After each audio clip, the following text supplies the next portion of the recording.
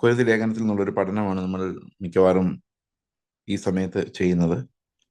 നമ്മൾ കഴിഞ്ഞ ആഴ്ച ചിന്തിച്ചുകൊണ്ടിരുന്നത് കൊരിന്ത്യർ ലേഖനം 14 അധ്യായമാണ്. 14 അധ്യായത്തിലെ കൃപാവരങ്ങളെക്കുറിച്ചുള്ള കാര്യമാണ്. കൃപാവരങ്ങൾ എങ്ങനെയാണ്, ഓർഡർലി വർഷിപ്പ് എങ്ങനെയാണ് നടക്കേണ്ടത് എന്ന് ഉള്ള കാര്യമാണ് നമ്മൾ കഴിഞ്ഞ ദിവസങ്ങൾ സംസാരിച്ചുകൊണ്ടിരുന്നത്. ഇന്ന് നമ്മൾ പറയാൻ പോകുന്നത് റിസറക്ഷനെ കുറിച്ചാണ്. പുനരുത്ഥാനം. 15 അധ്യായം പുനരുത്ഥാനത്തെ സംബന്ധിക്കുന്നതാണ്. ഇത് വളരെ പ്രധാനപ്പെട്ട അധ്യായമാകുന്നത് നമ്മുടെ പുനരുത്ഥാനത്തെക്കുറിച്ചും മാത്രമല്ല, ക്രിസ്തുവിന്റെ പുനരുത്ഥാനത്തെക്കുറിച്ചും ഈ അധ്യായം നമ്മളെ പഠിപ്പിക്കുന്നു. ഇത് രണ്ടും ഒന്നിച്ച് എങ്ങനെയാണ് ഒരേപോലെ നമ്മൾ മനസ്സിലാക്കേണ്ടതെന്ന് ഈ അധ്യായം നമ്മളെ കാണിച്ചു തരുന്നു. അപ്പോൾ നിങ്ങളോട് സംസാരിച്ച ആ വചനം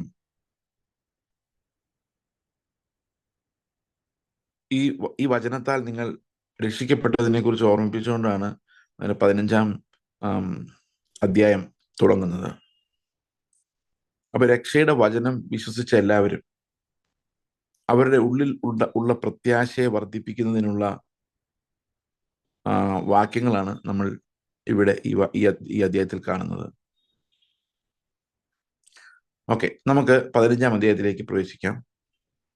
ഞാൻ നിങ്ങളെ പഠിപ്പിച്ച ഉപദേശത്തെ ഒരിക്കൽ കൂടി ഓർമ്മിപ്പിക്കുവാൻ ഞാൻ ആഗ്രഹിക്കുന്നു എന്ന് പൗലോസ് പറയുന്നു. ആ സുവിശേഷമാണ് നിങ്ങളെ രക്ഷിച്ചത്. ആ സുവിശേഷത്തിലാണ് നിങ്ങൾ ഇപ്പോൾ നിൽക്കുന്നത്. ഞാൻ നിങ്ങളോട് പ്രസംഗിച്ച അതേ വചനത്തെ ഓർമ്മിപ്പിക്കുവാൻ ഞാൻ ആഗ്രഹിക്കുന്നു എന്ന് പൗലോസ് പറയുന്നു. അപ്പോൾ രക്ഷയുടെ വചനത്തിൽ ഉറച്ചു നിൽക്കേണ്ടതിന്റെ, ആ പ്രത്യാശയിൽ ഉറച്ചു നിൽക്കേണ്ടതിന്റെ ഒരു ആവശ്യം കൂടിയാണ് നമ്മൾ ഇവിടെ കാണുന്നത്.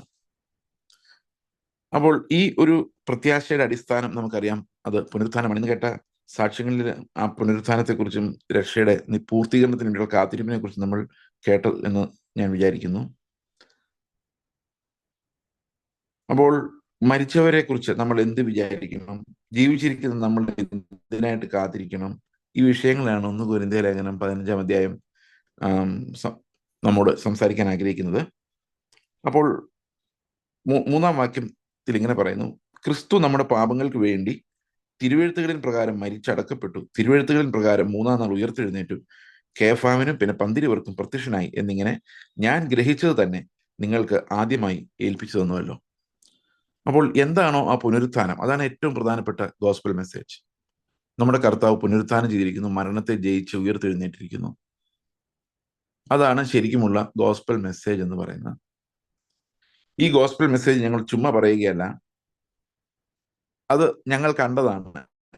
കാരണം പുനരുത്ഥാനം ചെയ്ത ശേഷം കേഫ, പത്രോസ് മാത്രമല്ല, 12 മാത്രമല്ല, പിന്നെ 6-ാം വാക്യത്തിൽ പറയുന്ന 500-ലധികം സഹോദരന്മാർക്ക് ഒന്നിച്ച് പ്രത്യക്ഷനായി എന്നാണ് ക്രിസ്തുവിന്റെ പുനരുത്ഥാനം. അത് രഹസ്യമായി 4-5 പേരുണ്ടാക്കിയ ഒരു കഥയല്ല, കുറച്ചു പേരല്ല അത് കണ്ടിട്ടുള്ളത്. യേശു ക്രിസ്തുവിനെ പുനരുത്ഥാനം ചെയ്തവനായി ഇപ്പൊ നമ്മുടെ കണക്ക് നോക്കുകയാണെങ്കിൽ 512 പേര് കണ്ടിട്ടുണ്ടെന്നുള്ളതാണ്. അപ്പോൾ അത്രയും പേര് ഏറ്റവും കുറഞ്ഞത് ക്രിസ്തു പുനരുത്ഥാനം ചെയ്ത ശേഷം കർത്താവിനെ കണ്ടിട്ടുണ്ട്. അപ്പോൾ അത് തന്നെയാണ് ഞാൻ നിങ്ങളോട് പറഞ്ഞിട്ടുള്ളത്. അപ്പോൾ കർത്താവ് ആർക്കെല്ലാം പ്രത്യക്ഷനായി? ഈ പറയുന്ന അനന്തരം യാക്കോബിനും പിന്നെ അപ്പോസ്തലന്മാർക്കും എല്ലാവർക്കും പ്രത്യക്ഷനായി.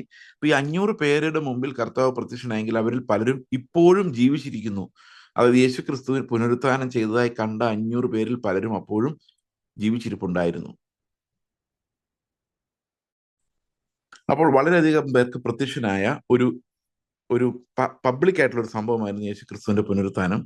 അത് കുറച്ച് ശിഷ്യന്മാർ മാത്രം അറിയുകയും ബാക്കിയുള്ളവർ അവർ പറഞ്ഞത് വിശ്വസിക്കുകയുമായിരുന്നില്ല. നമുക്കറിയാം, തോമസ് എന്ന ശിഷ്യൻ പ്രത്യേകിച്ച് കർത്താവ് പുനരുത്ഥാനം ചെയ്യുന്ന വിശ്വസിക്കാതെ അവന്റെ മുറിവുകളിൽ തൊട്ട ശേഷമാണ്, ഇത് കർത്താവ് വന്ന് ബോധ്യപ്പെട്ട ശേഷം തന്നെയാണ് തോമസിനെ പോലുള്ളവർ വിശ്വസിച്ചത് എന്ന് അവിടെ പ്രത്യേകിച്ച് എഴുതുന്നുണ്ട്. അതുപോലെ തന്നെ അനേകം ആളുകൾക്ക്, അപ്പോസ്തലന്മാർക്കും അനന്തരം അവൻ യാക്കോബിനും പിന്നെ അപ്പോസ്തലന്മാർക്കും എല്ലാവർക്കും പ്രത്യക്ഷനായി. ഇപ്പൊ യാക്കോബ് എന്ന് പറയുന്നത് ഉദ്ദേശിക്കുന്നത് യാക്കോബും യോഹന്നാനും എന്നുള്ള ആ യാക്കോബല്ല, യെരുശലേമിലെ സഭയുടെ അധികാരിയായിരുന്ന, യെരുശലേമിലെ സഭയിലെ ശുശ്രൂഷനായിരുന്ന യാക്കോബിനെ കുറിച്ചാണ്.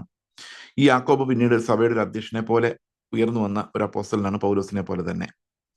അപ്പോൾ ഈ യാക്കോബിനും മറ്റ് അപ്പോസ്തലന്മാർക്കും പൗലോസിനും പ്രത്യക്ഷനായി എന്ന് പറയുന്നു. അപ്പം യേശു ക്രിസ്തു പ്രത്യക്ഷരായിട്ടുള്ള, അതായത് വിസിബിൾ ആയിട്ട് കർത്താവിനെ കണ്ടിട്ടുള്ള ആളുകൾ മാത്രമാണ് അപ്പോസ്തലന്മാർ. അതല്ലാതെ പുതുതായിട്ട് നമുക്ക് അപ്പോസ്തലൻ ആരെയും വിളിക്കാൻ സാധ്യമല്ല. അപ്പോസ്തലൻ എന്ന് വേണമെങ്കിൽ നമുക്ക് ഒരു ഒരു ഭംഗിവാക്കായിട്ട് പറയാം, അതായത് ഒരു പുകഴ്ച വാക്കായിട്ട്. അദ്ദേഹം ഇന്ത്യയുടെ അപ്പോസ്തലൻ എന്നൊക്കെ പറയുന്ന ഒരു ഒരു ജസ്റ്റ് ഒരു അലങ്കാര പ്രയോഗമാണല്ലോ. അങ്ങനെ ഒരു ഓഫീസ് ഈ ആദ്യ നൂറ്റാണ്ടിന് ശേഷം ഉണ്ടായിട്ടില്ല. കാരണം അവരെല്ലാം ക്രിസ്തുവിനെ കണ്ടിട്ടുള്ളവരാണ്. ഇവിടെ പറയുന്നുണ്ട് എല്ലാ അപ്പോസ്തലന്മാർക്കും, യാക്കോബിനും എനിക്കും യേശു ക്രിസ്തു പ്രത്യക്ഷനായി. അതായത് ഒരു വിഷൻ കൊടുക്കുകയായിരുന്നില്ല, really Christ appeared before them എന്നുള്ളതാണ്. ഇന്ന് കാണുന്ന പോലെ ഇന്ന് ആൾക്കാർ കണ്ടു പോയി എന്നൊക്കെ പറയുന്ന പോലെ ഒരു വിഷൻ ആയിരുന്നില്ല അത്. It was something real. Christ appeared there in front of him എന്നുള്ളതാണ്. അപ്പോൾ ഒടുവിൽ അകാല പ്രജ പോലെയുള്ള എനിക്കും പ്രത്യക്ഷനായി. അകാല പ്രജ എന്ന് പറഞ്ഞാൽ എന്താണ്? സമയമാകുന്നതിന് മുമ്പ് ജനിച്ച കുട്ടി, അതായത് പൂർണ്ണമായി ഒരു ഫുൾ മെച്യൂരിറ്റിയിൽ എത്താതെ ജനിച്ച കുട്ടിയെ പോലെയുള്ള എനിക്കും എന്ന് പറഞ്ഞു കഴിഞ്ഞാൽ ഏറ്റവും നിസ്സാരനായ എനിക്കും പ്രത്യക്ഷനായി. ഏറ്റവും നിസ്സാരനും ചെറിയവനുമായി എനിക്കും കർത്താവ് പ്രത്യക്ഷനായി. അപ്പം ഈ പ്രത്യക്ഷത, മരിച്ച ശേഷമുള്ള ക്രിസ്തുവിന്റെ പ്രത്യക്ഷതയാണ് ശരിക്കും സഭയെ പണിയുന്നത്. മരിക്കുന്നതിന് മുമ്പുള്ള കർത്താവ് പഠിപ്പിക്കുകയും അത്ഭുതങ്ങൾ ചെയ്യുകയും ഒക്കെ ചെയ്ത് അനേകരെ ദൈവരാജ്യത്തിനായി ഒരുക്കിയെങ്കിലും യേശുക്രിസ്തു മരിച്ച് പുനരുത്ഥാനം ചെയ്ത ശേഷമുള്ള ആ കാലഘട്ടമാണ് സഭയ്ക്ക് അടിസ്ഥാനമിടേണ്ട ആളുകളെ ദൈവം ബലപ്പെടുത്തുന്ന ആ കാലം. പ്രിയ സഹോദരങ്ങളെ, യേശുക്രിസ്തു പുനരുത്ഥാനം ചെയ്തില്ലായിരുന്നെങ്കിൽ, ഇതൊരു കഥയായിരുന്നെങ്കിൽ, ഈ ആൾക്കാർക്ക് ഇത്ര ധൈര്യമായി മുൻപോട്ട് വരുവാൻ കഴിയുമായിരുന്നില്ല. നിങ്ങൾക്കറിയാം, രാജ്യദ്രോഹിയായി ക്രൂശിക്കപ്പെട്ട ഒരാളുടെ ശിഷ്യനാണ് ഞാനെന്ന് ആരും അഭിമാനത്തോടെ മുമ്പിൽ വന്ന് പറയുമായിരുന്നില്ല. റോമ ഗവൺമെന്റിന്റെ അത്രയും വലിയ മൈറ്റ്, അത്രയും വലിയ ശക്തിയുടെ മുമ്പിൽ രാജ്യദ്രോഹിയായി സീസറിനെ തള്ളി പറഞ്ഞു എന്നുള്ള കുറ്റം ആരോപിക്കപ്പെട്ട് ക്രൂശിക്കപ്പെട്ട ഒരാളുടെ ശിഷ്യന്മാർ വന്നിട്ട് ഞങ്ങൾ അവന്റെ ശിഷ്യന്മാർ എന്ന് പറഞ്ഞുകൊണ്ട് ധൈര്യമായി സെന്നിദ്രീം സംഘത്തിന്റെ മുമ്പിലും ഈ റോമ പടയാളികളുടെ മുമ്പിലും ആ ദേശത്തും പ്രസംഗിച്ചുകൊണ്ട് നടക്കണമെങ്കിൽ ആ അത്രയും ഭയങ്കരമായ ഒരു ധൈര്യം അവരുടെ ഉള്ളിൽ ഉണ്ടായത് ഈ മരണഭയത്തെ തോൽപ്പിക്കുന്ന ഒരു വെളിപ്പാടായി യേശുക്രിസ്തുവിന്റെ പുനരുത്ഥാനത്തെ അവർ കണ്ടതുകൊണ്ടാണ്. ആ പുനരുത്ഥാനം അവർക്ക് നൽകിയ ശക്തിയാണ് ശരിക്കും സഭയുടെ അടിസ്ഥാനം. അതുകൊണ്ട് തന്നെയാണ് കർത്താവ് ഏറ്റവും ദുർബലരായ ആൾക്കാരെ ശിഷ്യന്മാരായി തിരഞ്ഞെടുത്തതും. ശക്തന്മാരായ ആൾക്കാരെ തിരഞ്ഞെടുത്തായിരുന്നെങ്കിൽ അത് അവരുടെ ശക്തിയിൽ അവർ പലതും കണ്ടെത്തുകയും, അല്ലെങ്കിൽ സൈന്യത്തെ എതിർക്കാനുള്ള ശക്തിയുള്ള വീരന്മാരായ ആൾക്കാരായിരുന്നെങ്കിൽ ഓക്കെ, വി ക്യാൻ അണ്ടർസ്റ്റാൻഡ്. പക്ഷെ ഇവിടെ പത്രോസിനെ പോലെയുള്ളവർ, ഒരു പെൺകുട്ടിയുടെ മുമ്പിൽ പോലും പേടിച്ചു പോകുന്നവർ, അതുപോലുള്ള ആൾക്കാര് സാരമില്ല, ഞങ്ങൾ മരിച്ചാലും കുഴപ്പമില്ല എന്ന് പറഞ്ഞുകൊണ്ട് മുമ്പോട്ട് ഇറങ്ങി വരണമെങ്കിൽ അതിന് പുറകിൽ ഈ ബലഹീനരായ മനുഷ്യരെ ഇത്രയും ശക്തിയുള്ള കൺവിക്ഷൻസ് കൊടുക്കുവാൻ ദൈവത്തിന് മാത്രമേ കഴിയുകയുള്ളൂ എന്നുള്ളതാണ്. അപ്പോൾ ആ ഒരു വളരെ ബലഹീനരായ ആളുകളെ കൊണ്ട് കർത്താവ് പണിതു തുടങ്ങിയതാണ് ഈ സഭ എന്ന് പറയുന്നത്. എന്തുകൊണ്ടാണ് ബലഹീനരായ ആളുകൾ എന്ന് ചോദിച്ചു കഴിഞ്ഞാൽ അതിന്റെ കാരണം, ദൈവത്തിന്റെ ശക്തി വെളിപ്പെടുത്തുവാൻ എപ്പോഴും ബലഹീനരാണ് നല്ലത്, ബലമുള്ളവരല്ല. ഇന്ന് കർത്താവിന്റെ സഭയെന്ന് പറഞ്ഞ് നമ്മൾ ഇന്നത്തെ ചുറ്റുപാടുമുള്ള സമൂഹത്തിൽ നോക്കുമ്പോൾ എല്ലാം ബലവാന്മാരെ കൊണ്ടാണ് കാര്യങ്ങൾ നടക്കുന്നത്, ബലഹീനന്മാരെ കൊണ്ടല്ല. അപ്പോൾ ബലഹീനര് ആർക്കും വേണ്ട. പക്ഷെ കർത്താവിന്റെ സഭ പണിയുവാൻ എപ്പോഴും ബലഹീനരെയാണ് കർത്താവ് ഉപയോഗിക്കുന്നത്. കാരണം ദൈവത്തിന്റെ ശക്തി വെളിപ്പെടുന്നത് ബലഹീനതയിലാണ്. അപ്പോൾ 9-ാം വാക്യത്തിൽ പറയാണ്, ഞാൻ അപ്പോസ്തലന്മാരിൽ ഏറ്റവും ചെറിയവനല്ലോ, ദൈവസഭയെ ഉപദ്രവിച്ചതിനാൽ അപ്പോസ്തലൻ എന്ന പേരിന് യോഗ്യനുമല്ല. അപ്പൊ അപ്പോസ്തലൻ എന്ന പേരിനും ഞാൻ യോഗ്യനല്ല എന്ന് പൗലോസ് എടുത്തു പറയുന്നു. കാരണം ദൈവസഭയെ ഉപദ്രവിച്ചവനാണ് ഞാൻ. ഇത് അന്ത്യം വരെയും ആ അയോഗ്യത പൗലോസിന്റെ ഉള്ളിലുണ്ടായിരുന്നു എന്നുള്ളതാണ് ഞാനിത് മനസ്സിലാക്കുന്നത്. നമുക്കെല്ലാം ഈ ഗിൽറ്റ് എന്ന് പറയുന്നത് ഒരു വലിയ സംഭവമാണെങ്കിലും അത് കർത്താവിന്റെ രക്തത്താൽ പൂർണ്ണമായും പരിഹരിക്കപ്പെടും നമ്മൾ വിശ്വസിക്കുന്നു. നമുക്ക് പൂർവ്വകാല പാപങ്ങളെ കുറിച്ച് അങ്ങനെ ഒരു വേദന നിലനിന്ന് പോകേണ്ട കാര്യമില്ല. Because we are forgiven. നമ്മൾ രക്ഷിക്കപ്പെടുന്നതിന് മുമ്പ് അങ്ങനെ ചെയ്തു ഇങ്ങനെ ചെയ്തല്ലോ എന്ന് പറഞ്ഞ് നമ്മൾ ദുഃഖിച്ച് നടക്കേണ്ട കാര്യമില്ല. പക്ഷെ പൗലോസിനെ സംബന്ധിച്ച് ഈ ഒരു ദുഃഖം ഒരിക്കലും പോകുന്നില്ല. അതാണ് നമ്മൾ കാണുന്നത്. അത് പൗലോസിന് മാത്രം യുണീക്ക് ആയിട്ടുള്ള ഒരു കാര്യമാണ്. ഒരിക്കലും ആ ഗിൽറ്റ് പൂർണ്ണമായിട്ടും പോകുന്നില്ല. അതെപ്പോഴും പൗലോസ് ആവർത്തിക്കുന്നുണ്ട്, പല പ്രാവശ്യം ആവർത്തിക്കുന്നുണ്ട്. ഞാൻ കർത്താവിന്റെ സഭയെ ഉപദ്രവിച്ചവൻ. അത് തിമോത്തിയോസിന്റെ ലേഖനത്തിലും അത് കാണുന്നുണ്ട്. അത് എന്തുകൊണ്ടാണ്? അപ്പോൾ ഒരുപക്ഷെ അതാണെന്ന് ഞാൻ വിചാരിക്കുന്നു പൗലോസിനെ കുത്തുവാൻ വേണ്ടി സാത്താന്റെ ദൂതൻ ഉപയോഗിച്ചുകൊണ്ടിരുന്നത്. നീ വലിയ അപ്പോസ്തലനാണെങ്കിലും നീ സഭയെ ഉപദ്രവിച്ച ഒരുത്തനല്ലേ, ഈ സഭയെ തന്നെയല്ലേ നീ തല്ലി തകർക്കാൻ ശ്രമിച്ചുകൊണ്ടിരുന്നത് എന്ന് ഒരു പക്ഷേ ആ ദൂതൻ വീണ്ടും വീണ്ടും ഓർപ്പിക്കുന്നുണ്ട്. അപ്പൊ കർത്താവിനോട് കൃപ ചോദിച്ചപ്പം കർത്താവ് പറഞ്ഞു, എൻ്റെ കൃപ നിനക്ക് മതി. കാരണം അല്ലെങ്കിൽ നീ നിഗളിച്ചു പോകും, നീ വലിയ അപ്പോസ്തലനാണ്, നിനക്ക് ഇഷ്ടം പോലെ വെളിപ്പാടുണ്ട് എന്ന് പറഞ്ഞ് നീ നിഗളിച്ചു പോകാതിരിക്കാൻ വേണ്ടി നീ ഇങ്ങനെയൊക്കെ ചെയ്ത ഒരാളാണ്, യാതൊരു അർഹതയും ഇല്ലാത്ത ഒരു അപ്പോസ്തലനായിരിക്കാൻ ഒരു അർഹതയും ഇല്ലാത്ത ഒരാളാണ് എന്നുള്ളൊരു തോട്ട് പ്രോസസ്സ് പൗലോസിന്റെ ഉള്ളിൽ നിന്ന് ഒരിക്കലും പോയിട്ടില്ല എന്നാണ് ഞാൻ മനസ്സിലാക്കുന്നത്. അങ്ങനെ അതുകൊണ്ടാണ് പൗലോസ് പലപ്പോഴും ഇത് എടുത്തു പറയുന്നത്, അയോഗ്യനായ ഞാൻ ഇന്ന കാരണത്താൽ പ്രത്യേകമായി. നമ്മൾ ആരും യോഗ്യരല്ല എന്ന് നമുക്കറിയാം, എല്ലാവർക്കും അറിയാം. പക്ഷെ പൗലോസ് പ്രത്യേകമായി ഈ അയോഗ്യതയെക്കുറിച്ച് സംസാരിക്കാനുള്ള കാരണം അതൊരു ഗിൽറ്റായിട്ട്, ഒരു കുത്തായിട്ട് എപ്പോഴും ഉള്ളിലുണ്ടെന്നുള്ളതാണ്. നീറുന്ന ഒരു ഓർമ്മയായിട്ട് ആ പാപത്തിന്റെ വേദന പൗലോസ് ചുമന്നു എന്ന് ആണ് ഞാൻ മനസ്സിലാക്കുന്നത്. അപ്പോൾ എങ്കിലും ഞാൻ ആകുന്നത് ദൈവകൃപയാലാകുന്നു. അപ്പോൾ ശരിക്കും പറഞ്ഞു കഴിഞ്ഞാൽ ഒരു യോഗ്യതയുമില്ലാത്ത ഞാൻ അപ്പോസ്തലൻ എന്ന് വിളിക്കപ്പെടുന്നതും കർത്താവിനെ നിയോഗിച്ചതും എല്ലാം കൃപയാൽ മാത്രമാണ്. എനിക്ക് അതിനകത്ത് യാതൊരു മെറിറ്റുമില്ല, യാതൊരു അർഹതയുമില്ല. അപ്പൊ എന്നെ തിരഞ്ഞെടുക്കുന്നതിനകത്ത് ദൈവത്തിന് എൻ്റെതായ ഒന്നും നോക്കിയില്ല, എൻ്റെ ഡിസ്ക്വാളിഫിക്കേഷൻസ് നോക്കാതെ ദൈവം എന്നെ തിരഞ്ഞെടുത്തു എന്നുള്ളത് ഒരു വലിയ ഡോക്ടറിനാണ്. God elects unconditionally without looking into the merit of a person എന്നുള്ളത് നമ്മളെ സംബന്ധിച്ച് വളരെ പ്രഷ്യസ് ആയിട്ടുള്ള ഒരു ഡോക്ടറിനാണ്. എങ്കിലും ഞാൻ ആകുന്ന ദൈവകൃപയാലാകുന്നു, എന്നോടുള്ള അവന്റെ കൃപ വ്യർത്ഥമായതുമില്ല, എന്നോടുള്ള അവന്റെ കൃപ വ്യർത്ഥമായതുമില്ല. അപ്പോൾ ആ കൃപ വ്യർത്ഥമാക്കപ്പെട്ടില്ല. അപ്പൊ അതിനർത്ഥം എന്ന് വെച്ച് കഴിഞ്ഞാൽ ദൈവത്തിന്റെ കൃപ നമ്മുടെ മേൽ വരുമ്പോൾ രക്ഷാകരമായ ദൈവകൃപയെ കുറിച്ചല്ല, ഈ ശുശ്രൂഷാപരമായ ദൈവകൃപ വ്യർത്ഥമായി പോകാം എന്നുള്ളതാണ്. ഇവിടെ വ്യർത്ഥമായില്ല എന്ന് പറയാനുള്ള കാരണം എന്താ? അവരെക്കാളൊക്കെ ഞാൻ അത്യന്തം അധ്വാനിച്ചിരിക്കുന്നു, എന്നാൽ ഞാനല്ല, എന്നോട് കൂടെയുള്ള ദൈവകൃപ അത്രേ. ഇപ്പൊ ഞാൻ അധ്വാനിച്ചിട്ടുണ്ട്, എല്ലാവരെക്കാളും കൂടുതൽ ഓടിയിട്ടുണ്ട്, നടന്നിട്ടുണ്ട്, അധ്വാനിച്ചിട്ടുണ്ട്. പക്ഷെ അതൊന്നും ഞാൻ ചെയ്തതായിട്ടുള്ളതല്ല, അതെല്ലാം ദൈവത്തിന്റെ കൃപ അത്രേ. ഇതിന്ന് അധികം വിശദീകരണം ഇല്ലാതെ നമുക്ക് മനസ്സിലാകുന്ന കാര്യങ്ങളാണ്. അതുകൊണ്ടാണ് ഞാൻ ഇത്തിരി സ്പീഡിൽ പോകുന്നത്. ഞാനാകട്ടെ അവരാകട്ടെ ഇവണ്ണം ഞങ്ങൾ പ്രസംഗിക്കുന്നു, ഇവണ്ണം നിങ്ങൾ വിശ്വസിച്ചുമിരിക്കുന്നു.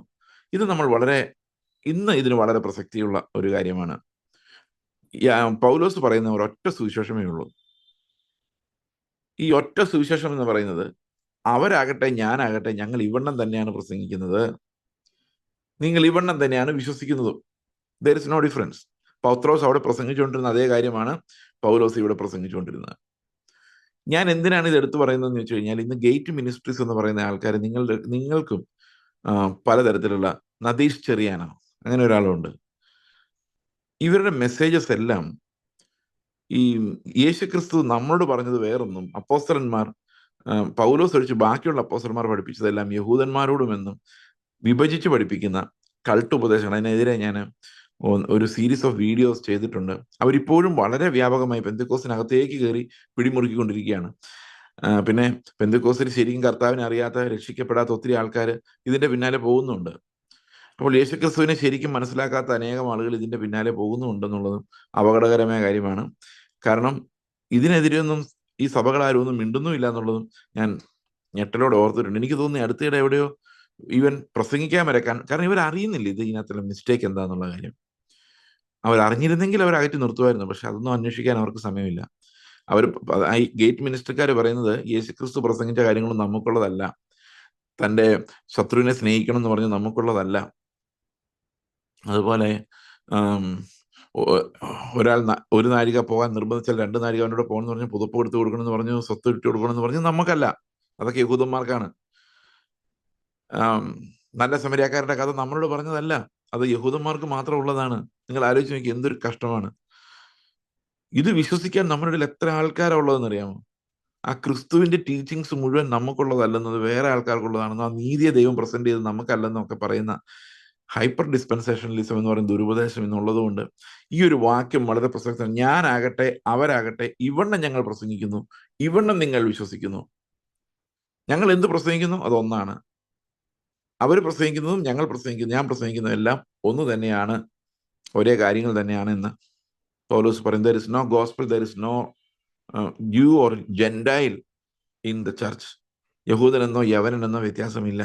ഇതൊരു പ്രത്യേക തരത്തിൽ യഹൂദന്മാർക്ക് വേറൊരു സുവിശേഷം ഉണ്ട് എന്നൊരു ധ്വനി ഇന്ന് ആധുനിക സഭാ കാലഘട്ടങ്ങളിലുണ്ട്. ആൾക്കാർ അങ്ങനെ വിശ്വസിക്കുന്നു. യഹൂദന്മാർക്ക് വേറൊരു രക്ഷ, യഹൂദന്മാർക്ക് വേറൊരു വഴി. ഇത് തികച്ചും തെറ്റാണ്. കാരണം പൗലോസ് എടുത്തു പറയുന്നുണ്ട്, യഹൂദനെന്നോ യവനെന്നോ ഇല്ല, വേർപാടിന്റെ നടുച്ചുവർ ദൈവം ഇടിച്ചു കളഞ്ഞിരിക്കുന്നു. എല്ലാ ജാതികളിൽ നിന്നും അവന്റെ ജനത്തെ അവൻ തെരഞ്ഞെടുത്തിരിക്കുന്നു. അതിനകത്ത് യഹൂദനെന്നോ യവനെന്നോ ജാതിപരമായ യാതൊരു വ്യത്യാസവുമില്ല, ദൈവം ആത്മാവിനെ നൽകിയിരിക്കുന്നു. അതിനർത്ഥം ദൈവം രണ്ടു തരം ജനങ്ങളെ ഉണ്ടാക്കുന്നില്ല, ഒറ്റ ഗ്രൂപ്പ് മാത്രമാണ് കർത്താവിനെ എതിരേൽക്കാൻ ഒരുങ്ങുന്നത്.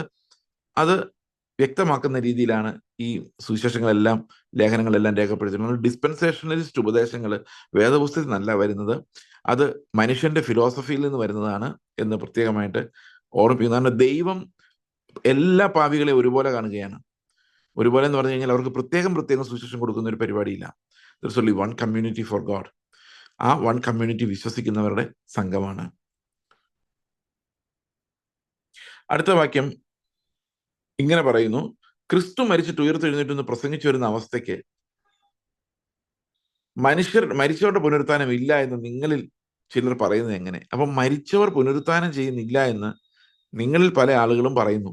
അതെങ്ങനെ പറയാൻ പറ്റും? നമ്മൾ ശരിക്കും പ്രസംഗിക്കുന്ന യേശുക്രിസ്തുവിന്റെ പുനരുത്ഥാനത്തെ കുറിച്ചല്ലേ എപ്പോഴും പറയുന്നത്. മരിച്ചവരുടെ പുനരുത്ഥാനം ഇല്ല എങ്കിൽ ക്രിസ്തു ഉയർത്തെഴുന്നേറ്റിട്ടില്ല. അപ്പൊ ഞങ്ങൾ കണ്ടതാണ്, ഇത്രയും പേര് കണ്ടതാണ്, ക്രിസ്തുവിനെ ഞാനും കണ്ടതാണ്, 500 പേര് കണ്ടതാണ്. ഇത്രയും കണ്ട ആ കാഴ്ച കുറിച്ച് പൗലോസ് പറയാണ്, മരിച്ചവരുടെ പുനരുത്ഥാനം നിങ്ങൾ ഇല്ലാന്ന് പറഞ്ഞു കഴിഞ്ഞാൽ ഞങ്ങൾ ഈ കണ്ടതൊന്നും ഇല്ല എന്നാണ് അതിന്റെ അർത്ഥം. അങ്ങനെയാണ് യേശുക്രിസ്തു പുനരുത്ഥാനം ചെയ്തില്ല എന്നാണ് അർത്ഥം. മരിച്ചവർ ഉയർക്കുന്നില്ല എങ്കിൽ, അപ്പൊ ഇവിടെ പറയുന്ന ക്രിസ്തു ഉയർത്തെഴുന്നേറ്റിട്ടില്ലെങ്കിൽ ഞങ്ങളുടെ പ്രസംഗം വ്യർത്ഥം, നിങ്ങളുടെ വിശ്വാസവും വ്യർത്ഥം. കാരണം ഈ നീതി പുനരുത്ഥാനവുമായി കണക്റ്റഡ് ആണ്. നമ്മൾ പല പ്രാവശ്യം കണ്ടിട്ടുണ്ട് റോമാലേഖനം വായിക്കുമ്പോഴെല്ലാം. നമ്മുടെ നീതി എന്ന് പറയുന്നത് യേശുക്രിസ്തുവിന്റെ പുനരുത്ഥാനവുമായി കണക്റ്റഡ് ആണ്. യേശുക്രിസ്തുവിന്റെ പുനരുത്ഥാനമാണ് നമ്മളെ നീതീകരിക്കുന്നത്. യേശുക്രിസ്തു പുനരുത്ഥാനം ചെയ്തില്ലെങ്കിൽ നമ്മൾ നീതിമാന്മാരാക്കപ്പെട്ടിട്ടില്ല. അപ്പോൾ അങ്ങനെയാണെങ്കിൽ അങ്ങനെ ഒരു സുവിശേഷവുമില്ല. യേശുക്രിസ്തു പുനരുത്ഥാനം ചെയ്തില്ലെങ്കിൽ ദർ ഇസ് നോ ഗോസ്പൽ. അപ്പൊ ഞാൻ നിങ്ങളെ സ്നേഹിച്ച പോലെ നിങ്ങൾ പരസ്പരം സ്നേഹിക്കുമെന്ന് പറയേണ്ട കാര്യമില്ല. അതിന്റെ കാരണം അയാള് മരിച്ചു പോയാൽ പിന്നെ എന്ത് ചെയ്യും? പുനരുത്ഥാനം ഇല്ല. അപ്പൊ പിന്നെ നമ്മൾ ഇവിടെ എൻജോയ് ചെയ്യാന്നുള്ളതേ ഉള്ളൂ.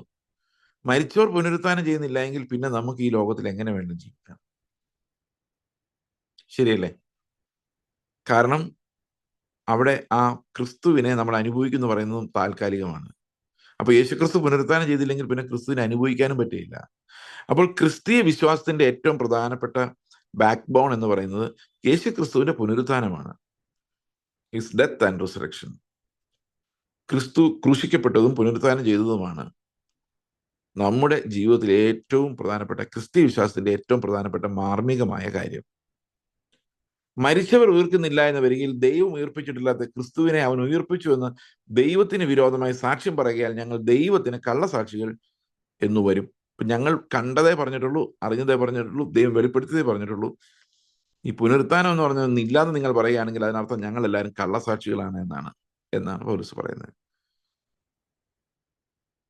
ക്രിസ്തു ഉയർക്കുന്നില്ല എങ്കിൽ, മരിച്ചവർ ഉയർക്കുന്നില്ല എങ്കിൽ ക്രിസ്തുവും ഉയർക്കുന്നില്ല. ക്രിസ്തു ഉയർത്തിട്ടില്ല എങ്കിൽ നിങ്ങളുടെ വിശ്വാസം വ്യർത്ഥമത്രേ. നിങ്ങൾ ഇന്നും നിങ്ങളുടെ പാപങ്ങളിൽ ഇരിക്കുന്നു. You are not justified, your sins are not washed away. അപ്പോൾ യേശുക്രിസ്തുവിന്റെ പുനരുത്ഥാനം എന്ന് പറയുന്നത് നമ്മുടെ ക്രിസ്തീയ വിശ്വാസത്തിന്റെ ഏറ്റവും പ്രധാനപ്പെട്ട അടിസ്ഥാനമാണ്. അടുത്ത വാക്യം, നാം ഈ ആയുസ്സിൽ മാത്രം ക്രിസ്തുവിൽ പ്രത്യാശ വെച്ചിരിക്കുന്നുവെങ്കിൽ സകല മനുഷ്യരിലും അരിഷ്ടന്മാരത്രേ. അപ്പം ഇതെന്തുകൊണ്ടാണ് ഇതിങ്ങനെ പറയുന്നത് അറിയാം? രണ്ട് രീതിയിൽ പറയാം. നമ്മൾ ഇന്നത്തെ സാഹചര്യത്തിൽ നമുക്ക് പറയാം, അനേകം ആൾക്കാരും അന്നത്തെ കാര്യത്തിന് വേണ്ടി, ഉപജീവനത്തിന് വേണ്ടിയാണ് കർത്താവിനെ നോക്കുന്നത്. അപ്പോൾ അത് വെറുതെയാണ്, ഇതെല്ലാം കഴിഞ്ഞു പോകും, നശിച്ചു പോകും എന്നുള്ളത്. ഇനി വേറെ അർത്ഥമുണ്ട്. പുനരുത്ഥാനം ഇല്ലെങ്കിൽ പിന്നെ നിങ്ങൾ എന്തിനാണ് ഈ കഷ്ടപ്പെട്ട് ക്രിസ്തുവിന്റെ സാക്ഷിയാകുന്നത്? നിങ്ങൾക്ക് ഏതെങ്കിലും വിഗ്രഹത്തിന്റെ പുറകെ പോയി എങ്ങനെയെങ്കിലും പോയി എന്തായാലും മരിക്കും. പിന്നെ എവിടെയെങ്കിലും കൊള്ളയടിച്ചോ കുറച്ച് കാശുണ്ടാക്കിയോ ജീവിച്ച് എൻജോയ് ചെയ്താൽ പോരെ? എന്തിനാണ് ഇത്രയും കഷ്ടപ്പെടുന്നത്? എന്താണ് അതിന്റെ മോട്ടീവ്? പുനരുത്ഥാനം ഇല്ല. അതിനർത്ഥം എന്താണ്? നമുക്ക് എങ്ങനെ വേണമെങ്കിലും ജീവിക്കാം. പിന്നെ ഒരു മതമുണ്ട്. എന്താ മതം? മര്യാദയ്ക്ക് ജീവിച്ചില്ലെങ്കിൽ സ്വത്തൊന്നും കിട്ടില്ല, ദൈവം അനുഗ്രഹിക്കില്ല. ഇങ്ങനെയൊക്കെയുള്ള ബേസിക് വിശ്വാസത്തിലാണ് ഇപ്പോൾ ആൾക്കാർ പോകുന്നത്. അപ്പൊ ശരിക്കുള്ള ഒരു ക്രിസ്തീയ ജീവിതം അടിസ്ഥാനമിട്ട് പണിയപ്പെടണമെങ്കിൽ അതിനകത്ത് പ്രത്യാശ ഏറ്റവും പ്രധാനപ്പെട്ട എലമെന്റ് ആണ്. അതാണ് ഈ വാക്യം നമ്മളെ പഠിപ്പിക്കുന്നത്. നാം ഈ ആയുസിൽ മാത്രം ക്രിസ്തുവിൽ പ്രത്യാശ വെച്ചിരിക്കുന്നുവെങ്കിൽ നമ്മൾ സകല മനുഷ്യരിലും അരിഷ്ടന്മാരത്രേ. അപ്പോൾ നമ്മൾ ഒരാളുടെ കർത്താവിന് വേണ്ടി ജീവിക്കണമെന്ന് പറയുന്നത് വ്യർത്ഥം. നമ്മൾ ഒരാളോട് മറ്റുള്ളവർ ക്ഷമിക്കണമെന്ന് പറഞ്ഞ് വ്യർത്ഥം. ക്ഷമിച്ചില്ലെങ്കിൽ എന്താ കുഴപ്പം? നമ്മൾ മറ്റുള്ളവരെ സ്നേഹിക്കണമെന്ന് പറയുന്നത് വ്യർത്ഥം. സ്നേഹിച്ചില്ലെങ്കിൽ എന്താ കുഴപ്പം? എന്തായാലും മരിക്കും, പുനരുത്ഥാനമില്ല. അപ്പോൾ ഈ നീതിക്ക് വിലയില്ലാതാകുന്നു. ക്രിസ്തുവിന്റെ നീതിയും പുനരുത്ഥാനവും തമ്മിൽ ബന്ധമുണ്ട്. നമ്മുടെ നീതീകരണവും ക്രിസ്തുവിന്റെ ഉയർപ്പും തമ്മിൽ ബന്ധമുണ്ട്. അപ്പോൾ പുനരുത്ഥാനം എന്ന് പറയുന്നത് ഏറ്റവും പ്രധാനപ്പെട്ട ഒരു കാര്യമാണ്. ഇന്ന് പല ആൾക്കാർക്കും കർത്താവ് വരുമെന്നോ പോകുമെന്നോ ഒന്നും ഒരു ഉറപ്പില്ല. ഓക്കെ, എന്നാൽ ക്രിസ്തു നിദ്ര കൊണ്ടവരിൽ ആദ്യ ഫലമായി മരിച്ചവരുടെ നിന്ന് ഉയർത്തെഴുന്നേറ്റിരിക്കുന്നു. അപ്പോൾ മരിച്ചവരിൽ നിന്നുള്ള ആദ്യ ഫലം ക്രിസ്തുവാണ്. ക്രിസ്തുവിന് മുമ്പ് ആരും മരിച്ച് തേജസ്സോടെ പുനരുത്ഥാനം ചെയ്തിട്ടില്ല. ലാസർ പുനരുത്ഥാനം ചെയ്തെന്ന് പറയാൻ പറ്റില്ല, പിന്നെ മരിച്ചു, തേജസ് പ്രാപിച്ചില്ല. എന്നാൽ മരണത്തെ തോൽപ്പിച്ച് മരിച്ച് പുനരുത്ഥാനം ചെയ്ത ആദ്യ ഫലം യേശു ക്രിസ്തുവാണ്. ഓക്കെ, മനുഷ്യൻ മൂലം മരണമുണ്ടായി, മരിച്ചവരുടെ പുനരുത്ഥാനവും മനുഷ്യൻ മൂലം ഉണ്ടാകാൻ വേണ്ടി ക്രിസ്തു നമുക്ക് വേണ്ടി മരിച്ചു, പുനരുത്ഥാനം ചെയ്തു, മരണത്തെ തോൽപ്പിച്ചു. അപ്പോൾ രണ്ടാം ആദമായി, അല്ല ഒടുക്കത്തെ ആദമായി യേശു ക്രിസ്തുവിനോട് പിന്നെയും പൗലോസ് അവതരിപ്പിക്കുന്നു. ഇതിനു മുമ്പ് നമ്മളത് കണ്ടത് റോമാലേഖനം 5-ാം അധ്യായത്തിലാണ്. ഇവിടെ അതേ വാക്യങ്ങൾ ആവർത്തിക്കുന്നു. പൗലോസ് പറയുന്നു, ആദമിൽ എല്ലാവരും മരിക്കുന്നത് പോലെ ക്രിസ്തുവിൽ എല്ലാവരും ജീവിക്കപ്പെടും. ഈ എല്ലാവരും എന്ന് പറയുന്നത് എന്താണ്? അപ്പൊ എല്ലാവരും മരിച്ചുവെങ്കിൽ, ആദമിൽ മരിച്ചുവെങ്കിൽ ക്രിസ്തുവിൽ എല്ലാവരും ജീവിപ്പിക്കപ്പെടുമോ? അപ്പൊ എല്ലാവരും ജീവിക്കപ്പെടുമോ? ഇല്ല. ആദമിലുള്ളവരെല്ലാം ആദമിൽ മരിക്കും, ക്രിസ്തുവിലുള്ളവരെല്ലാം ക്രിസ്തുവിൽ ജീവിക്കും. അങ്ങനെയാണ്. ആ എല്ലാവരും എന്ന് പറയുന്നത് ആരൊക്കെയാണോ ആദമിലുള്ളത് അവരെല്ലാം മരണത്തിലേക്ക് പോകുമ്പോൾ, ആരൊക്കെയാണോ ക്രിസ്തുവിലുള്ളത് അവരെല്ലാവരും ജീവനിലേക്ക് കടക്കും. ആദമിൽ എല്ലാവരും മരിക്കുന്നത് പോലെ ക്രിസ്തുവിൽ എല്ലാവരും ജീവിക്കപ്പെടും. ഓരോരുത്തരും താന്താന്റെ നിലയിൽ അത്രേ. ആദ്യ ഫലം ക്രിസ്തു, പിന്നെ ക്രിസ്തുവിനുള്ളവർ അവന്റെ വരവെങ്കിൽ, പിന്നെ അവസാനം. അന്ന് അവൻ സകല വാഴ്ചയ്ക്കും അധികാരത്തിനും ശക്തിക്കും നീക്കം വരുത്തിയിട്ട് രാജ്യം പിതാവായ ദൈവത്തെ ഏൽപ്പിക്കും. അവൻ സകല ശത്രുക്കളെയും കാൽക്കീഴാക്കുവോളം വാഴേണ്ടതാകുന്നു. ഒടുക്കത്തെ ശത്രുവായിട്ട് മരണം നീങ്ങിപ്പോകും. അപ്പൊ ഇവിടെ നമ്മളൊരു കാര്യം കാണുന്നത്, ജീവിതകാലം മുഴുവൻ എന്ന് പറയാൻ പാടില്ല, നിത്യകാലം മുഴുവൻ യേശുക്രിസ്തു എന്ത് ചെയ്യും? പിതാവിന് സബ്മിറ്റഡ് ആയിരിക്കും, രാജ്യം പിതാവിനെ ഏൽപ്പിക്കുമെന്നാണ്. അപ്പൊ ചില ആൾക്കാർ പറയുന്ന, അയ്യോ അങ്ങനെയൊക്കെ ചെയ്യേണ്ട കാര്യമുണ്ടോ? യേശുക്രിസ്തു ദൈവമല്ലേ, പിന്നെ കർത്താവ് തന്നെ അങ്ങ് ഭരിച്ചാൽ പോരെ. പക്ഷെ പ്രോബ്ലം എന്താണെന്ന് വെച്ച് കഴിഞ്ഞാല്, യേശുക്രിസ്തു നമ്മുടെയും കൂടെ പ്രതിനിധിയാണ്, ദൈവവും മനുഷ്യനുമാണ്. അപ്പോൾ നമ്മുടെയും കൂടെ പ്രതിനിധിയായിട്ടാണ് കർത്താവ് അവിടെ നിൽക്കുന്നത്, മധ്യസ്ഥനായിട്ടാണ് നിൽക്കുന്നത്. God is also A mediator, he's also a man. അപ്പൊ നമ്മുടെ പ്രതിനിധി എന്നുള്ളത് കൊണ്ടാണ് നമുക്ക് സിംബോളിക്കാണ് കീഴടങ്ങിയിരിക്കുന്നത്. ദൈവത്തിന് നമ്മൾ കീഴടങ്ങിയിരിക്കണം, നമുക്ക് എല്ലാവർക്കും അറിയാമല്ലോ. നമ്മളെല്ലാവരും ദൈവത്തിന് കീഴടങ്ങിയേ പറ്റുകയുള്ളൂ. അപ്പൊ കർത്താവ് എന്തുകൊണ്ടാണ് പിതാവിന് രാജ്യം ഏൽപ്പിക്കുന്നത് വെച്ച് കഴിഞ്ഞാൽ നമ്മുടെ പ്രതിനിധി ആയതുകൊണ്ടാണ്. നമ്മുടെ പ്രതിനിധി എന്ന് പറഞ്ഞു കഴിഞ്ഞാൽ നമുക്ക് വേണ്ടിയാണ് കർത്താവ് അവിടെ ഇത് ചെയ്യുന്നത്. That means he submits himself to the father, because അവൻ പ്രതിനിധീകരിക്കുന്ന മനുഷ്യൻ ദൈവത്തോട് സബ്മിറ്റ് ചെയ്തേ പറ്റൂ എന്നുള്ളത് കൊണ്ടാണ്. It's not because he is not God. ദൈവമല്ലാത്തതുകൊണ്ടല്ല. ദൈവവും മനുഷ്യനുമായിരുന്നെങ്കിൽ മാത്രമേ നമുക്ക് വേണ്ടി പിതാവിനോട് മധ്യസ്ഥത അണയ്ക്കുവാൻ കർത്താവിന് കഴിയുമായിരുന്നുള്ളൂ. കാരണം ഒരേ സമയത്ത് ദൈവത്തെ പോലെ ചിന്തിക്കുകയും ദൈവത്തെ പോലെ പ്രവർത്തിക്കാനുള്ള അധികാരം ഉണ്ടാവുകയും അതേ സമയത്ത് തന്നെ മനുഷ്യരുടെ വേദനകൾ മനസ്സിലാക്കി അവന്റെ പ്രതിനിധി ആയിരിക്കുകയും ചെയ്യുവാൻ, നമ്മുടെ മുമ്പിൽ ദൈവത്തിന്റെ പ്രതിനിധിയും ദൈവത്തിന് മുമ്പിൽ മനുഷ്യരുടെ പ്രതിനിധിയുമായിരിക്കുവാൻ കർത്താവിന് കഴിയുന്നത് അവൻ ദൈവവും മനുഷ്യനും ഒരേ സമയത്ത് ആയിരിക്കുന്നത് കൊണ്ടാണ്. അതുകൊണ്ട് കർത്താവിന് മുമ്പിൽ അവൻ നമ്മുടെ പ്രതിനിധിയും നമ്മുടെ മുമ്പിൽ ദൈവത്തിന്റെ പ്രതിനിധിയുമാണ്. അതുകൊണ്ടാണ് ആ സബ്മിഷൻ എന്ന് പറയുന്നത്, യേശു ക്രിസ്തു പിതാവിനോട് സബ്മിറ്റഡ് ആയിരിക്കുന്നത് ഒരു വിവാഹ ജീവിതത്തിൽ ഭാര്യ ഭർത്താവിനോട് സബ്മിറ്റഡ് ആയിരിക്കുന്ന പോലെയാണ്. ഭാര്യയും ഭർത്താവും തുല്യരാണ്. There is no difference in value. Okay, there is no difference in the grace of salvation. പക്ഷേ ഭാര്യ ഭർത്താവിന് കീഴടങ്ങിയിരിക്കുന്നു എന്ന് പറയുന്നത്, പിതാവ് പുത്രന് കീഴടങ്ങിയിരിക്കുന്നു എന്ന് പറയുന്നത് തുല്യരുടെ സബ്മിഷനാണ്, തുല്യതയിൽ നിന്നുള്ള സബ്മിഷനാണ്. അതുകൊണ്ടാണ് സ്ത്രീയുടെ തല പുരുഷൻ എന്ന് പറയുന്നതിന്റെ കൂടെ തന്നെ പുരുഷന്റെ തല ക്രിസ്തുവും ക്രിസ്തുവിന്റെ തല ദൈവവും എന്ന് പറയുന്നത്. അപ്പൊ ആ ഒരു കണക്ഷൻ, തല കണക്ഷൻ എന്ന് പറയുന്നത് യേശു ക്രിസ്തുവിന്റെ സബ്മിഷൻ. അപ്പം ക്രിസ്തുവിനൊരു മണവാളനായി കാണാമെന്ന് പറയുന്ന പോലെ തന്നെ ഒരു പുരുഷന്മാർക്ക് എങ്ങനെ മാതൃകയായിരിക്കുന്നു അതുപോലെ തന്നെ ഭാര്യമാർക്കും കർത്താവ് തന്നെ മാതൃകയാണ് ഈ ഒരു സ്പിരിച്വൽ സബ്മിഷൻ എന്ന വിഷയത്തിൽ എന്ന് നമുക്ക് വേണമെങ്കിൽ മനസ്സിലാക്കാം. എന്നാൽ സകലവും അവന് കീഴ്പ്പെട്ടതിന് ശേഷം 28 വാക്യം പറയുന്നു, ദൈവം സകലത്തിലും സകലതുമാകേണ്ടതിന് പുത്രൻ താനും സകലവും തനിക്ക് കീഴാക്കി കൊടുത്തവന് കീഴ്പ്പെട്ടിരിക്കും. Submission, that's voluntary submission. ഇങ്ങനെ ആകാൻ വേണ്ടി ദൈവം എന്ത് ചെയ്യും? കർത്താവ് എന്ത് ചെയ്യും? കീഴ്പ്പെട്ടിരിക്കും എന്ന് പറയുന്നത് സകലത്തിലും മഹത്വം പിതാവിന് ലഭിക്കേണ്ടതിന്. ഇപ്പൊ നമ്മുടെ പ്രതിനിധി കൂടെ ആയതുകൊണ്ട് ആ മഹത്വം ദൈവത്തിനും മാത്രം ലഭിക്കേണ്ടതിന്, പിതാവിന് മാത്രം ലഭിക്കേണ്ടതിന് പുത്രൻ കീഴടങ്ങിയിരിക്കും എന്നുള്ളതാണ്. ദൈവം സകലത്തിലും സകലവുമാകേണ്ടത്, മഹത്വത്തിന്റെ കാര്യമല്ല. I am sorry about that. ദൈവം സകലത്തിലും സകലതുമാകേണ്ടതിന് കർത്താവ് എന്ത് ചെയ്യും? താനും കീഴ്പ്പെട്ടിരിക്കും എന്ന് പറയുന്നത്. It's A voluntary submission. Okay. അല്ല, മരിച്ചവർക്ക് വേണ്ടി സ്നാനമേൽക്കുന്നവൻ എന്ത് ചെയ്യും? മരിച്ചവർ കേവലം ഉയർക്കുന്നില്ലെങ്കിൽ അവർക്ക് വേണ്ടി സ്നാനമേൽക്കുന്നത് എന്തിന്? ഈ ഒരു ചോദ്യം പൗലോസ് ചോദിക്കുന്നുണ്ട്. പല ആൾക്കാരും ചിന്തിക്കുന്നത് മരിച്ച ആൾക്കാരോട് പ്രാർത്ഥിക്കുന്നതുകൊണ്ട് കുഴപ്പമില്ല, മരിച്ച ആൾക്കാർക്ക് വേണ്ടി പ്രാർത്ഥിക്കുന്നതുകൊണ്ടോ മരിച്ച ആൾക്കാർക്ക് വേണ്ടി സ്നാനപ്പെടുന്നത് കൊണ്ടോ കുഴപ്പമില്ല. കാരണം അവർക്ക് സ്നാനപ്പെടാൻ പറ്റാതെ മരിച്ചു പോയാൽ പിന്നെ പ്രതിനിധി സ്നാനം, റെപ്രസെന്റേറ്റീവ് ബാപ്റ്റിസം, അതായത് റെപ്രസെന്റേറ്റീവ് ബാപ്റ്റിസം. ഇപ്പം എൻ്റെ കൊച്ചിന് വേണ്ടി ഞാൻ സ്നാനത്തിന്റെ വാഗ്ദത്തം ഏറ്റെടുക്കുന്നു, വേറൊരാൾക്ക് വേണ്ടി ഞാൻ അതിന്റെ ഉത്തരവാദിത്വം ഏറ്റെടുക്കുന്നു. ഇതിനകത്തൊക്കെ എന്താ കുഴപ്പമെന്നാണ് ആൾക്കാർ ചോദിക്കുന്നത്. പക്ഷെ ഇവിടെ പൗലോസ് ഒരിക്കലും ഈ ഒരു കാര്യം സ്ഥാപിച്ചിട്ടില്ല. ഒരിടത്തും അപ്പോസ്തലന്മാർ മരിച്ചവർക്ക് വേണ്ടി സ്നാനപ്പെടണം എന്ന് പറഞ്ഞിട്ടില്ല. അവിടെ ഒരു പ്രോബ്ലം എന്താണെന്ന് വെച്ച് കഴിഞ്ഞാൽ, ആളുകളിൽ പല ആൾക്കാരും മരിച്ചവർക്ക് വേണ്ടി സ്നാനപ്പെടുന്നു, പല കർമ്മങ്ങൾ നടത്തുന്നു. അവര് തന്നെ പറയുന്നു മരിച്ചവരുടെ പുനരുത്ഥാനമില്ല.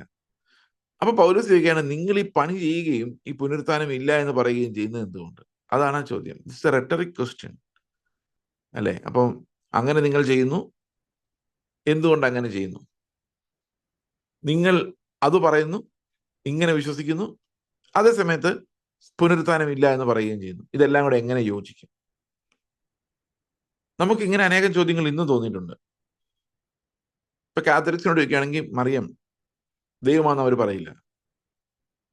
വിശുദ്ധയായ സ്ത്രീ, അമ്മ. പക്ഷെ ഒരു കുഴപ്പമുണ്ട്, ദൈവത്തിന്റെ എല്ലാ സ്വഭാവവും മറിയമിനുണ്ട്. അവർ പറഞ്ഞു വരുമ്പോൾ എല്ലായിടത്തും പ്രസന്റ് ആണ്, എന്തും ചെയ്യാൻ പറ്റും.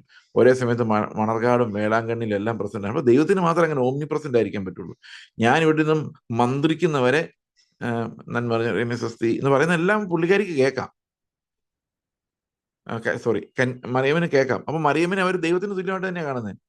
അപ്പൊ ചോദിക്കാം, മറിയം മനുഷ്യ സ്ത്രീയാന്ന് പറയുകയും ദൈവമാണെന്ന് കരുതുന്നില്ല എന്ന് പറയുകയും ദൈവത്തിനുള്ള അതേ ആട്രിബ്യൂട്ട്സ് എല്ലാം മറിയമിന് കൊടുക്കുകയും ചെയ്യുന്നത് എന്തുകൊണ്ട് ചോദിച്ചു കഴിഞ്ഞാൽ ഉടനെ നമ്മൾ ചിന്തിക്കുന്നത് എന്താ? മറിയമിനെ അങ്ങനെ ആരാധിക്കാന്നാ പൗലോസ് പറയുന്നതെന്ന് പറയുമോ? ഇല്ല. This is an argument. ഇതൊരു ആർഗ്യുമെന്റ് ആണ്.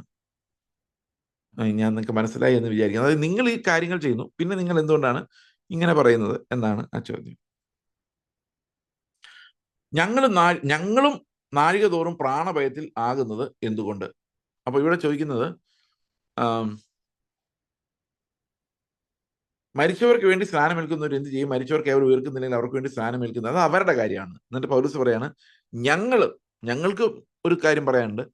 ഞങ്ങൾ അനുദിനം അനുനിമിഷം നാഴിക തോറും പ്രാണഭയത്തിൽ ആകുന്നത് എന്തിന്? ഇത് മലയാളത്തിൽ വായിക്കുമ്പോൾ അത്ര ക്ലിയർ ആണെങ്കിൽ ഇംഗ്ലീഷിൽ പറയുന്ന why stand we in jeopardy every അവർ.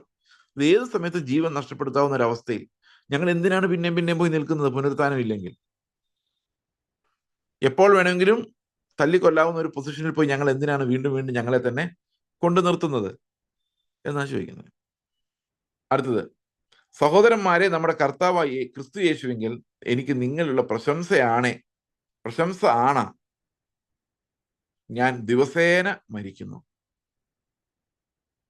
ഓരോ ദിവസവും ഞാൻ ഈ മരണത്തിന് ഏൽപ്പിച്ചു കൊടുക്കുന്നു. മൃഗയുദ്ധം 32 വാക്യത്തിൽ പറയുന്നു, മൃഗയുദ്ധം നടത്തി അവിടെ മരിക്കാമായിരുന്നു. മരിച്ചവർ ഉയർക്കുന്നില്ലെങ്കിൽ പിന്നെ എന്താ കുഴപ്പം? തിന്നുക, കുടിക്കുക, ആനന്ദിക്കുക, അങ്ങനെ ജീവിച്ചാൽ പോരെ എന്നാ പൗലോസ് ചോദിക്കുന്നത്. പൗലോസ് പറയുകയാണ്, സഹോദരന്മാരെ, നമ്മുടെ കർത്താവായ ക്രിസ്തു യേശുവെങ്കിൽ എനിക്ക് നിങ്ങളിലുള്ള പ്രശംസ. സൗണ്ട് ഉണ്ടോ? സൗണ്ട് വരുന്നുണ്ടോ? ഉണ്ടല്ലേ? ഓക്കെ. പ്രശംസയാണ് എനിക്ക് നിങ്ങളുള്ള പ്രശംസയാണ് ഞാൻ ദിവസേന മരിക്കുന്നു. ആ പ്രശംസ ആണായിട്ട് പറയുകയാണ്, ഞാൻ ദിവസേന മരിക്കുന്നു. ഞാൻ എഫെസോസിൽ വെച്ച് മൃഗയുദ്ധം ചെയ്ത് വെറും മാനുഷ്യം എന്ന വരികിൽ എനിക്ക് എന്ത് പ്രയോജനം? മരിച്ചവർ ഉയർക്കുന്നില്ലെങ്കിൽ നാം തിന്നുക, കുടിക്കുക, ആനന്ദിക്കുക, നാളെ ചാകുമല്ലോ. അതാണ് ഞാൻ നേരത്തെ പറഞ്ഞത്. മരിച്ചവർ പുനരുത്ഥാനം ചെയ്യുന്നതിന് നമുക്ക് എങ്ങനെ വേണമെങ്കിലും ജീവിക്കാം, ആരെ വേണമെങ്കിലും പറ്റിക്കാം, എന്തോരം കാശ് വേണമെങ്കിലും ഉണ്ടാക്കാം. സഹോദരൻ എന്ന് കരയുമ്പം 5 രൂപ കൊടുക്കേണ്ട കാര്യമില്ല. കാരണം നമുക്ക് പ്രതിഫലമോ പുനരുത്ഥാനമോ കർത്താവ് വീണ്ടും മരിച്ചവരിൽ ഉയർത്തെഴുന്നേറ്റിട്ടൊന്നും ഇല്ലല്ലോ. പിന്നെ നമുക്കൊരു ഫെയ്ത്ത് ഇല്ല. അപ്പം നമുക്ക് എങ്ങനെ വേണേലും ജീവിക്കാൻ. There is no motive for good morality if there is no resurrection. പുനരുത്ഥാനമില്ലെങ്കിൽ ഈ ഉന്നതമായ നീതിക്ക്, ക്രിസ്തു പ്രസന്റ് ചെയ്ത ആ ഉന്നതമായ നീതിക്ക് യാതൊരു ബേസും ഇല്ല എന്നുള്ളതാണ്. അതുകൊണ്ട് പറയാണ്, നിങ്ങൾ വഞ്ചിക്കപ്പെടരുത്. ഇങ്ങനെ പറയുന്ന ആൾക്കാർ ഈ ചാർവാക ഉപദേശം എന്ന് തന്നെ പറയുന്നത് ചാർവാകാസ്, അത് ഇന്ത്യയിൽ പണ്ടുണ്ടായിരുന്ന ഒരു ഗ്രൂപ്പാണ്. തിന്നുക, കുടിക്കുക, ആനന്ദിക്കുക. അത് ഗ്രീക്കുകാരുടെ ഇടയിൽ അങ്ങനെ ഒരു ഗ്രൂപ്പ് ഉണ്ടായിരുന്നു, എപ്പിക്യൂറിയൻസ് എന്ന് പറയും. അവരും ഇങ്ങനെയായിരുന്നു. ഈ ജീവിതം ഇത്രയേ ഉള്ളൂ, പറ്റാവുന്നിടത്തോളം ഇതിന്റെ ചാർ ഊറ്റിയെടുക്കുക, നാളെ മരിക്കുമല്ലോ. നിങ്ങൾക്കറിയുന്ന ലോകത്തിലെ ഏറ്റവും പവർഫുൾ ആയിട്ടുള്ള ഒരു ഇസമാണ് എപ്പിക്യൂറിയനിസം, അല്ലെങ്കിൽ ചാർവാക ഫിലോസഫി. അത് പറയുന്നത് നമ്മുടെ ജീവിതം മാക്സിമം എൻജോയ് ചെയ്യുക, നാളെ മരിക്കുമല്ലോ. അവിടെ പുനരുത്ഥാനം അങ്ങനെയൊന്നുമില്ല. പൗലോസ് പറയാണ്, ഇങ്ങനെയുള്ള ദുർഭാഷണം, സദാചാരം കെടുത്തിക്കളയുന്ന, നമ്മളെല്ലാവരും ജീവിതം എൻജോയ് ചെയ്യാൻ ഇറങ്ങിക്കഴിഞ്ഞാൽ സദാചാരം ഒന്നും ഉണ്ടാവില്ല, മൊറാലിറ്റി ഉണ്ടാവില്ല, ദൈവത്തിന്റെ നിയമങ്ങൾ ഉണ്ടാവില്ല. അങ്ങനെയുള്ള സദാചാരം കെട്ടുപോകുന്ന തരത്തിൽ നിങ്ങൾ വഞ്ചിക്കപ്പെടുകയോ ദുർഭാഷണത്തിൽ വീണുപോവുകയോ ചെയ്യരുത് എന്ന് ഈ വാക്യം നമ്മളെ പഠിപ്പിക്കുന്നു. അപ്പോൾ പുനരുത്ഥാനം എന്നുള്ളത് നമ്മുടെ നീതിയുമായും നമ്മുടെ രക്ഷയുമായും നമ്മുടെ പ്രത്യാശയുമായും എത്രമാത്രം കണക്റ്റഡ് ആയിരിക്കുന്നു എന്ന് ആണ് നമ്മൾ കൊരിന്ത്യർ ലേഖനം 15-ാം അധ്യായത്തിന്റെ ആദ്യ ഭാഗങ്ങളിൽ കാണുന്നത്. ഇനി തുടർന്നുള്ള കാര്യങ്ങൾ നമ്മൾ അടുത്ത ദിവസം സംസാരിക്കുന്നതായിരിക്കും. ദൈവം നിങ്ങളെല്ലാവരും അനുഗ്രഹിക്കുമാറാകട്ടെ. നമുക്ക് പ്രാർത്ഥിക്കാം. ഞങ്ങളുടെ സ്വർഗ്ഗസ്ഥ പിതാവേ, ഞങ്ങൾക്ക് എന്ന പ്രത്യാശയ്ക്കായി സ്തോത്രം. ഞങ്ങൾ അങ്ങയുടെ പുനരുത്ഥാനത്തെ അനുഭവിക്കുവാൻ ഞങ്ങളുടെ ആത്മാവിനെ തന്നതിനായി സ്തോത്രം. ആത്മാവ് ഞങ്ങൾക്ക് തന്ന വെളിപ്പാടുകൾക്കായി എല്ലാം നന്ദി പറയുന്നു. അവിടുത്തെ നാമത്തെ ഞങ്ങൾ മഹത്വപ്പെടുത്തുന്നു. ദൈവകൃപയിൽ കർത്താവെ ആനന്ദിക്കുവാൻ ഞങ്ങളെ സഹായിക്കണമെന്ന് പ്രാർത്ഥിക്കുന്നു. നന്ദിയോടെ സ്തോത്രം. കർത്താവായ യേശുക്രിസ്തുവിന്റെ നാമത്തിൽ തന്നെ ആമേൻ. നമ്മുടെ കർത്താവായ യേശുക്രിസ്തുവിന്റെ കൃപയും പിതാവായ ദൈവത്തിന്റെ സ്നേഹവും പരിശുദ്ധാത്മാവിന്റെ കൂട്ടായ്മയും നാം ഏവരോടും ലോകത്തിലെ സകല വിശുദ്ധന്മാരോടും ഇന്നു മുതൽ എന്നേക്കും ഉണ്ടായിരിക്കുമാറാകട്ടെ. ആമേൻ. നമുക്ക് കരങ്ങൾ ഉയർത്തി കർത്താവിനെ സ്തോത്രം ചെയ്യാം. Praise the Lord.